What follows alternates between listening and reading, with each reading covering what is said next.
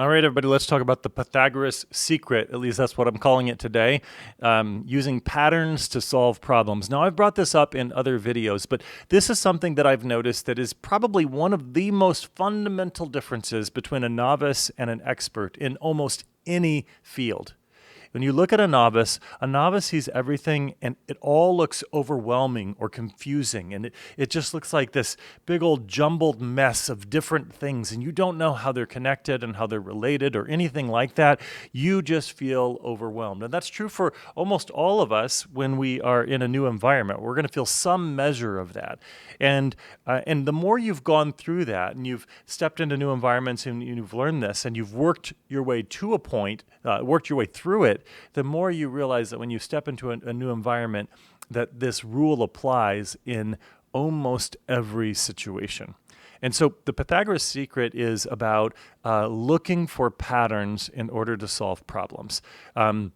Pattern recognition shows that experts excel in almost every field by seeing patterns that other people just don't see. If you find a person who is an artist, or maybe they're an art historian, they can look at a piece of art and they notice the nuances in shade and in color and in texture of the paint and all sorts of other things. They notice these kinds of patterns that show up in the art.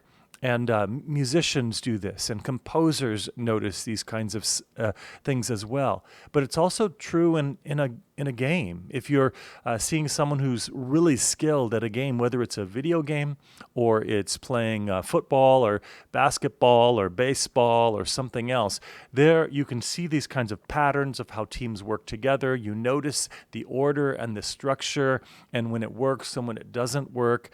Pattern recognition is an incredible skill. So how do you begin to cultivate this? And this is a very short video, so I'm not going to give you the whole story on how to do this because I'm still learning it myself.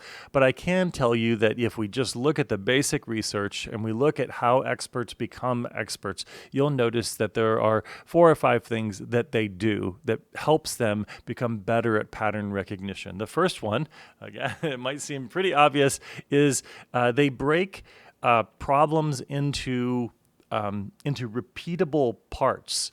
So when they look at a situation or they look at some kind of problem, they're looking at it within the set of rules and the structure of the game or the environment or whatever else it might be. And they're looking for something that's repeating so they can notice, well, what happens if I tweak it or if I change it? So that's a key. The second one is comparing relationships with things. So you're looking at how one item interacts with another. So when this happens, it causes a chain reaction. So this happens and 3 other things seem to flow from that. And you begin to notice that, and that helps you figure things out. And by the way, this is even true if you're a car mechanic and you're trying to solve a problem or figure out why a motor is not working properly or there's a particular sound issue. This is part of what they're doing. They're looking at, yes, they have a sense of, well, this sound is likely to come from this part because they know that there's a set of rules, there's a system, and there's a structure. But they also know that the parts are related to one another, that the power doesn't just magically appear in the motor. It comes through a series of parts from one place to another. And before the car is started and then after the car is started, it comes in a different way. And so they think in terms of relationships and how one item influences another. Now, this is true also not just in the really structured parts of life, but even in all aspects of life. We can begin to notice this even in our own relationships. We look at the connections between how our certain actions and our words maybe influence the way that other people tend to respond and react, and that can lead us to making some better decisions. The third one is to look for balance or symmetry. Now, when you're in a really disordered environment and it's not maybe designed by anyone, it's maybe a nature or something like that, it's not designed by humans, you may not see this, but there's balance and symmetry in pretty much every environment. And if you begin to notice the patterns and the symmetry around, it can help you have just a better sense of how things are connected. And you'll begin to notice things that you didn't notice before. The fourth one then is to translate Translate formats. So you want to reframe your problems in a different way. So say you're trying to deal with a problem and it's primarily in a written text.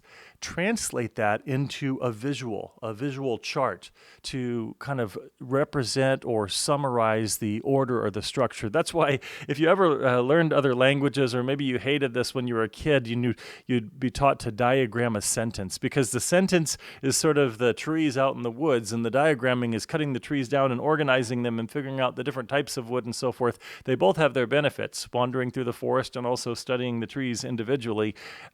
But sometimes when you translate an environment into a different format, you try to put it into a visual format when it's only in a text format, or vice versa. Or you can organize things numerically or in terms of their order and how they're related to one another. So translate into a new format can help you see things that you miss otherwise. I remember a game years ago as a kid that it was the first video game of sorts that I really became interested in. It was a text-based game called Zork. Now, some of you who are watching this, maybe you played it and you know what I'm talking about, but it literally started with a black screen and a single sentence that started with a clue, and you were able to give simple one-sentence commands, and it would respond, and you'd begin to understand which commands exist or don't exist. The game did not come with a rule book or anything. Didn't even come with the goal of the game. You had to kind of discover it as you went along. And in the process, I would go through, and you begin to realize that you're in this simulated game world. And so I would actually sketch out and map out the world visually, even though it was only in text. And I began to find my way around. Although in that particular game, there were a couple of spots that didn't actually correspond to a real traditional 3D physical space. So it made that a little tricky, a little interesting. But translating formats can be really helpful. And then the fifth one is to practice pattern play. So, use puzzles and music and games to train yourself in pattern recognition. This is something that I wish I would have done more formally in my earlier life so that I could be more advanced at it at this stage.